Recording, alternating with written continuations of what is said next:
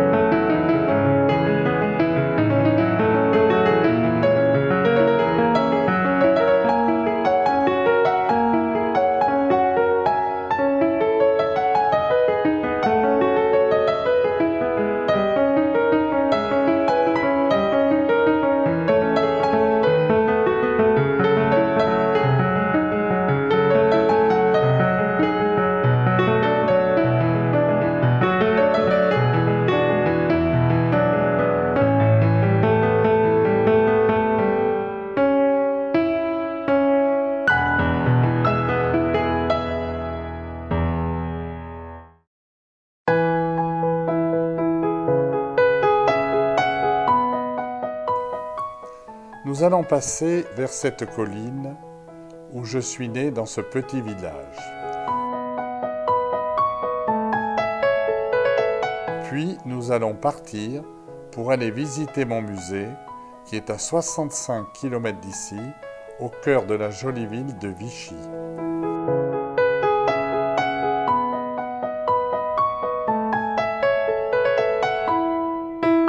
Je suis accompagné de ma petite fille Charlotte. Je tiens qu'elle soit au courant de mon histoire qui se déroule depuis plus d'un demi-siècle. Je m'appelle François Bouchex. Je suis peintre depuis bien longtemps. Je suis né le 7 janvier 1940 dans ce petit village où nous venons de passer, au milieu de la France. Toute ma vie, j'ai recherché une nouvelle expression. Dans cette salle, en rentrant dans mon musée, j'ai gardé quelques peintures qui ont entre 35 et 50 ans, de 1965 à 1975. Il me fallait donner une nouvelle image surréaliste à ma peinture. Je voulais absolument avoir des peintures sur toile plus romantiques.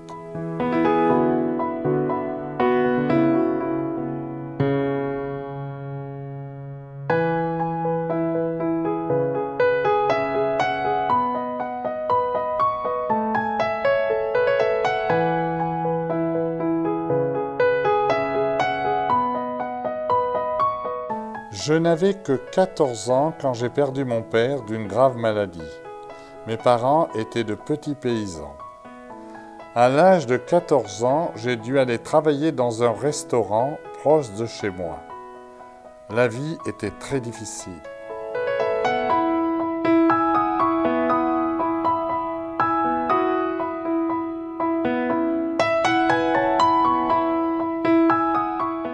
Le soir, après le travail, je prenais mes crayons et mes premiers pinceaux pour dessiner. Je voulais être absolument peintre. Jeune, j'ai beaucoup copié les grands peintres, notamment Cézanne et Toulouse-Lautrec. Les années passent et à 20 ans, je pars faire mon service militaire obligatoire à Féryville, en Tunisie. Et c'est en Afrique du Nord, à Féryville, au cercle naval, que j'ai fait à 20 ans ma première exposition de peinture. Après 24 mois dans la marine, de retour en France, je suis allé habiter 4 années à Chamonix, au pied du Mont Blanc. Durant ces 4 années au pied du Mont Blanc, j'ai fait plusieurs expositions en France.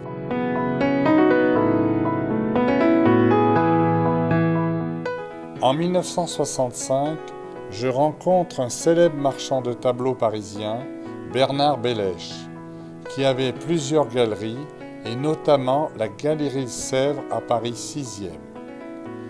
Il me fait signer un contrat de 5 ans d'exclusivité, ce qui m'a permis d'avoir une sécurité pécuniaire. Il était étonné par mon parcours atypique, le travail d'un peintre moderne aussi différent, doté d'une vision et d'un univers cohérent, issu de ces montagnes d'Auvergne.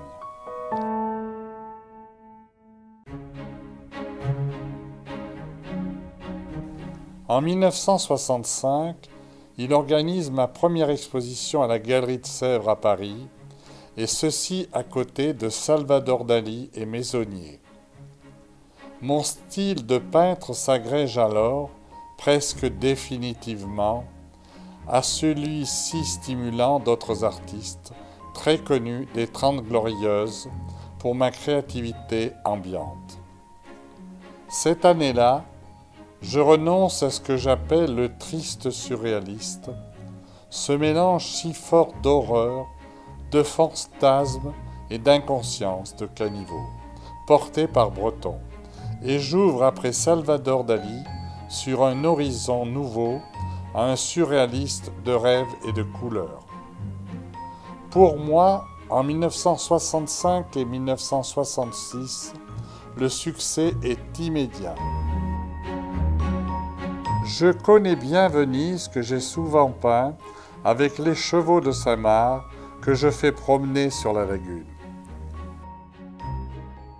J'ai peint cette toile avec ces chevaux qui volent et partent à Figueras en Espagne pour porter cette montre molle à Salvador Dali.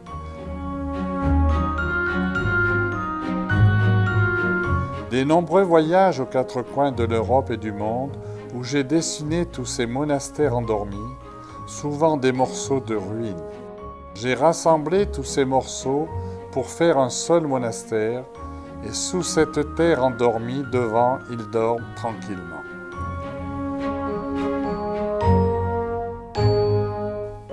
Pour moi, le temps passe trop vite, et je n'aurai jamais suffisamment de temps pour peindre tous ces tableaux, que je garde en mémoire.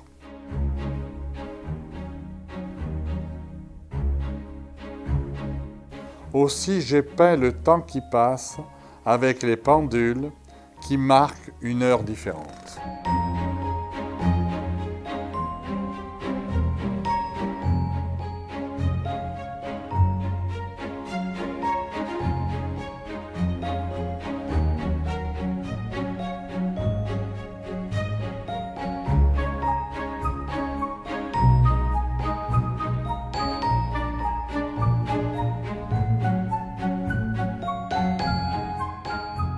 En 1966, je fais une nouvelle grande exposition à la Galerie de Sèvres et là, je rencontre une personne qui m'aidera énormément, la princesse Yasmine Douézan et son mari Michel, grand collectionneur et reine des soirées du tout Paris de cette époque. Avec son mari Michel, nous serons restés des amis pendant 40 ans.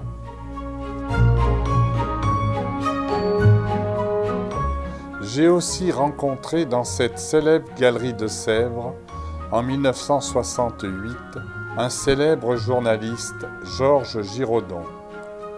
De 1968 à 1988, il a beau écrit sur ma peinture dans de nombreux journaux, notamment les plus importants à Paris, pour l'Art, Le Figaro, L'Aurore, Le Peintre, etc.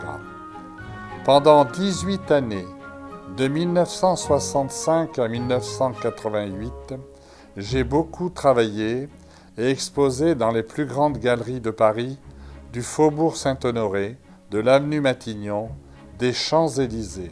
Et j'ai fini pendant 9 ans à l'hôtel Georges V en exclusivité.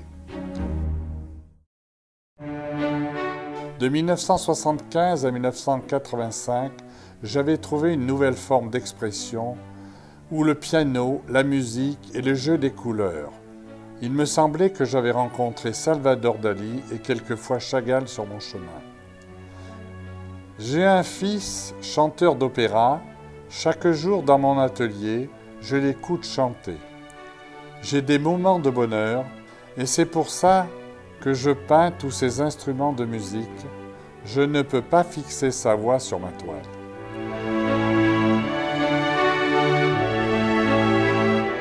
De 1965 à 1970, j'étais en exclusivité à la Galerie de Sèvres et j'ai fait 5 expositions et avec Bernard Bellèche, de nombreuses expositions en France et à l'étranger. De 1970 à 1978, Galerie Yves Jobert face à l'hôtel Bristol. De 1978 à 1980, j'étais à la Galerie Matignon, Faubourg Saint-Honoré. De 1980 à 1990, à la Galerie Guigné, Faubourg Saint-Honoré, avec qui j'ai exposé dans 18 pays. En 1990, j'ai fait une grande exposition de prestige à la Galerie Bernheim-Jeune, Faubourg Saint-Honoré. De 1990 à 2000, les salons de l'hôtel Georges V avec 40 tableaux en permanence, j'étais le seul peintre, invité du groupe anglais Trosswood Forte. Et je laisse à part toutes les expositions chaque été dans les grands hôtels de Cannes sur la Croisette. Avec Paulette et Angelo Guigné, les plus importants marchands de tableaux en France de cette époque, maintenant à la retraite et très âgés, et qui sont restés des amis intimes, j'ai fait d'expositions dans de très nombreux pays à travers le monde. En même temps aussi, j'ai beaucoup travaillé avec Françoise Bolognini au Luxembourg et pendant 28 ans.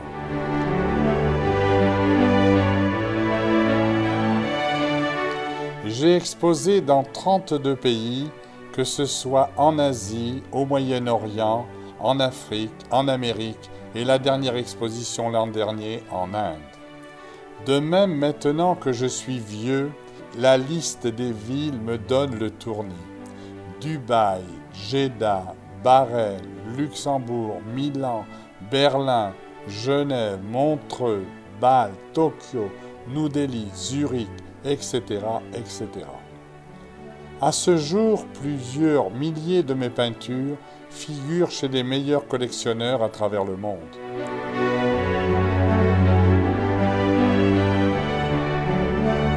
En 1990, sur les conseils de mon ami le sculpteur César, je me suis mis à faire de la sculpture. J'ai réalisé à ce jour plus de 70 bronzes différents. J'ai cherché un vaste espace au centre de la France pour faire mon musée, où je suis aujourd'hui, Vichy, dans un bel immeuble de la belle époque, Napoléon III.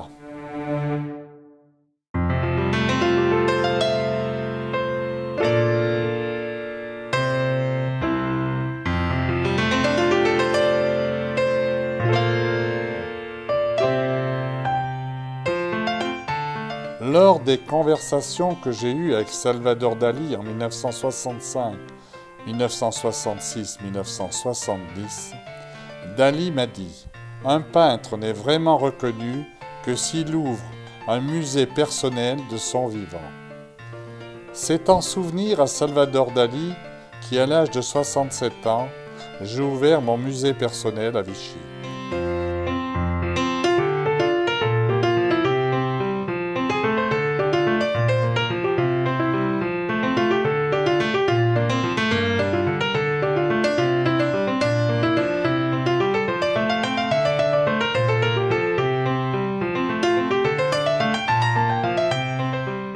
Au cours de ma vie, j'ai obtenu plusieurs grands prix de peinture, notamment la Palette d'or des arts et du commerce international, la médaille d'or Léonard de Vinci, etc., etc.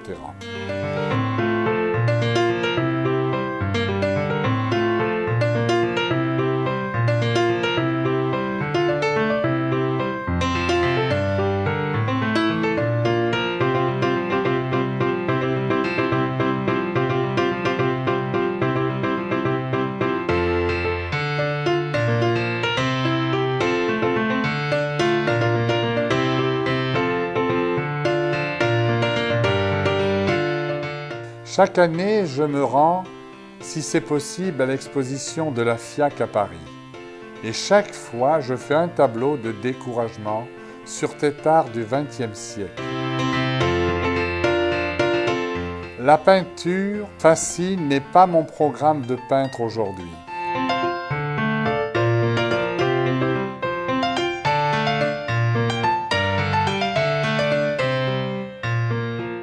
J'ai peint ce tableau la nuit après le tsunami, le désastre où tout est détruit. Mais le matin, il restait ce coq qui chantait encore. Il était le dernier survivant qui n'avait rien compris.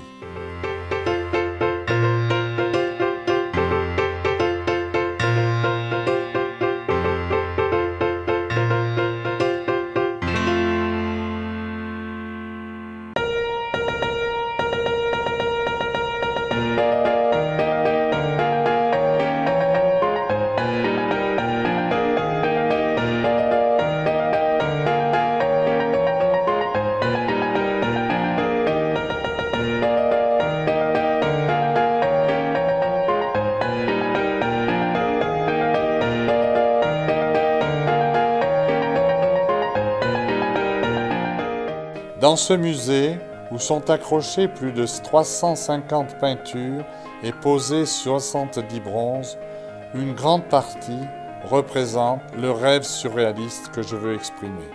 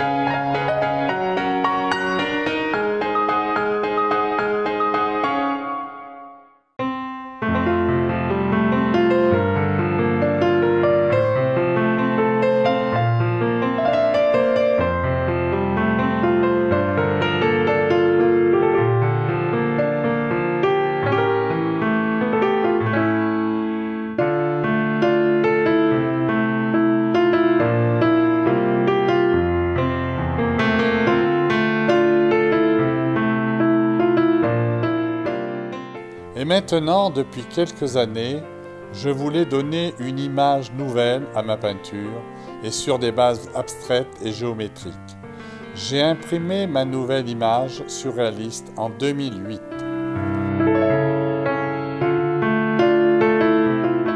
J'ai eu le plaisir et la visite en mai 2013 de messieurs Albert et Marc Scaglione, célèbres marchands de peinture américains.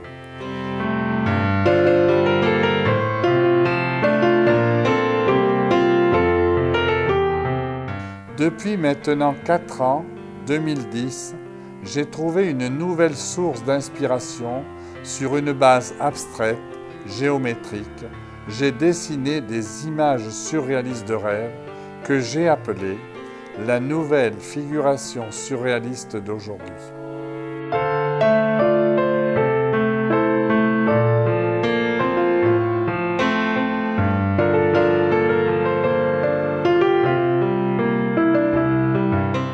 Je voulais que Charlotte, ma petite fille adorée, sache cette longue histoire.